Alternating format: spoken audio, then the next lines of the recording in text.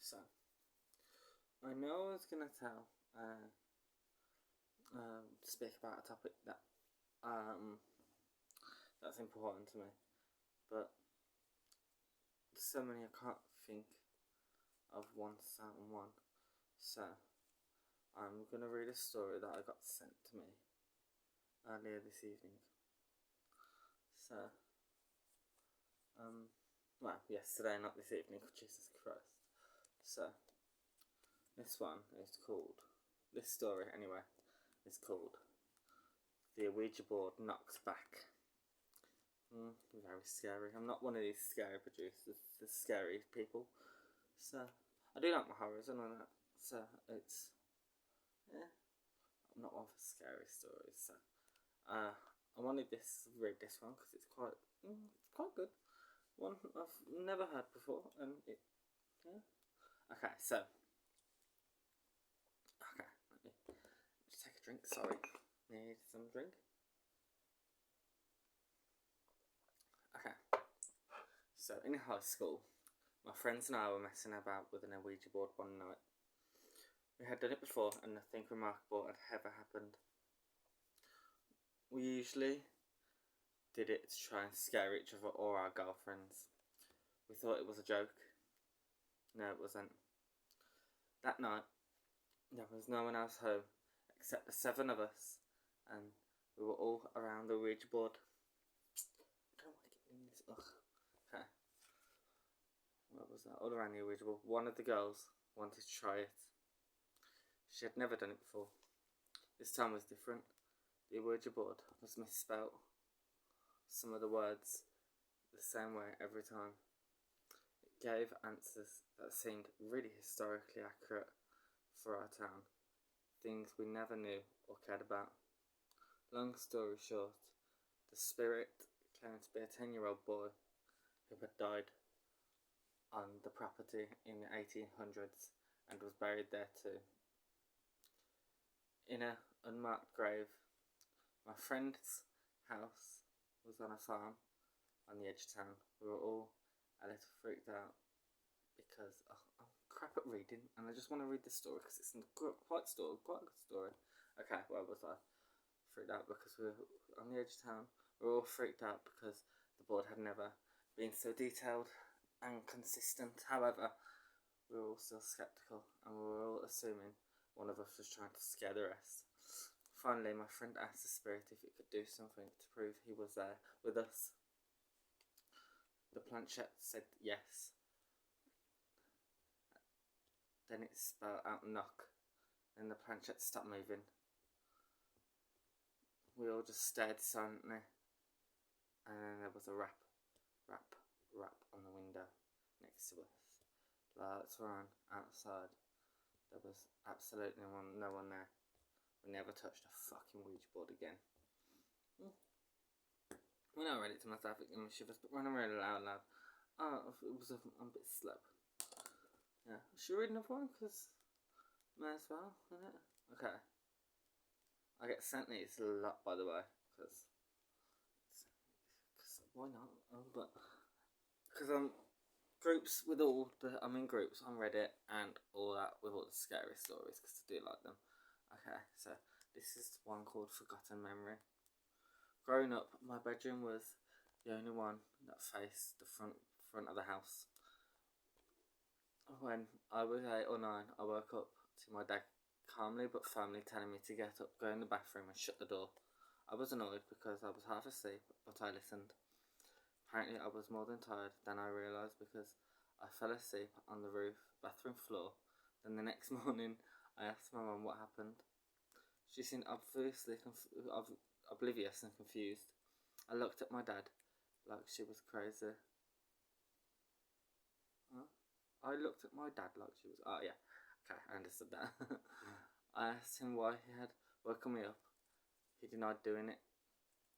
I was becoming frustrated to the point of tears, but I ultimately let it go.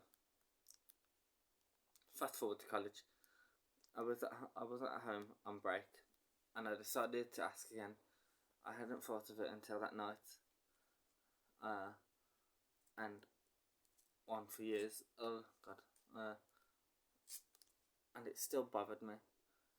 At this time, my dad goes, "Ha, I was wondering if you ever remembered that. Turns out that a lot of houses on our block were being vandalised and robbed all those years ago. Someone had broken into the garage, was inside my house, and my room was partially over the garage. My dad heard what happened and quietly got me to safety." Oh God, nice. Police called. The guy ran away. He was caught. However, my parents didn't want a terrified kid on their hands, so for years they pretended like nothing ever happened. Wasn't supernatural, but it was unsettling for sure. See, I'm more into the supernatural stories. That was an okay one, but yeah, what can you do? Moral of the story, really, don't fucking let people break into your house. Oh Lord. But yeah, I'm not really into scary stories, to be honest, and I'm not very good at reading. I am quite good at reading. I can read to myself like really fast, but when it comes to reading out loud, I get nervous and you get all tongue tied. But yeah, those two stories were quite good stories. I thought they were okay. But yeah, I wanted to do this video because I just thought, why not? I needed something to do, and I just couldn't think of a topic that I wanted to really like get into and explain, because they're all so important, to be honest. And I don't know, it's just who I am. So I've still got. I could still do this for a couple of minutes. Should we get a enough story? May as well, innit? A Clockwork Orange style in break. Okay.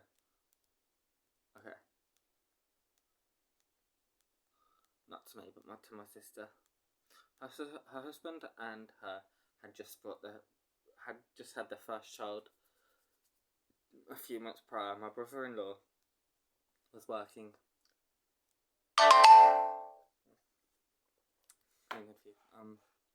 My brother-in-law was working in the graveyard shift at his job, as my sister stayed home taking care of my nephew.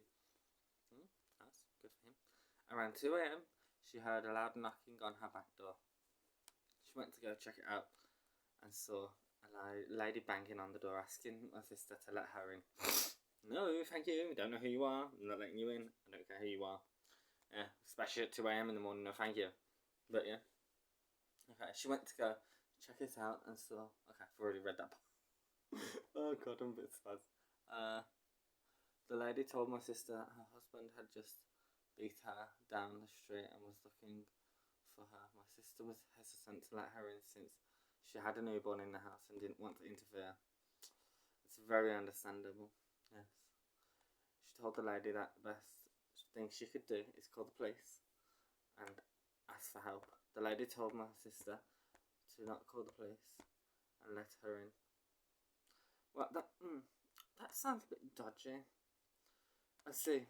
If I was going to bring her into my house, I would have said, "Come on, call the police and then let me in." Because why not? Okay. Let's call the police to let her in. Where's my fucking thing gone? I've lost it. I don't know where I put it. Okay. This is where my sister got suspicious. Yes. Good instincts. Okay. She went to get her phone to call 911. When she went back to the door, the lady was gone. Ooh. The police arrived a few minutes later and they told my sister that the same situation happened a few streets down. Okay. Apparently the couple would do this act to get into people's houses. Oh, god damn. Okay, I'm sure this is a very common, but having it almost happen to my sister and my nephew just creeps me out. Some real Clockwork Orange shit. I have no idea what that reference is, Clockwork Orange. I need to research it. But yeah, that story was quite good actually. Especially if it's an old lady. Jesus. Why would an old lady do that? Some old ladies are supposed to be nice and feeble and gentle, but apparently not. Yeah, well, okay then. Those stories are nice and good. So, I will be back tomorrow at the same time, probably, or maybe a few minutes later. Please like and subscribe for more, and thank you. Please comment as well, by the way.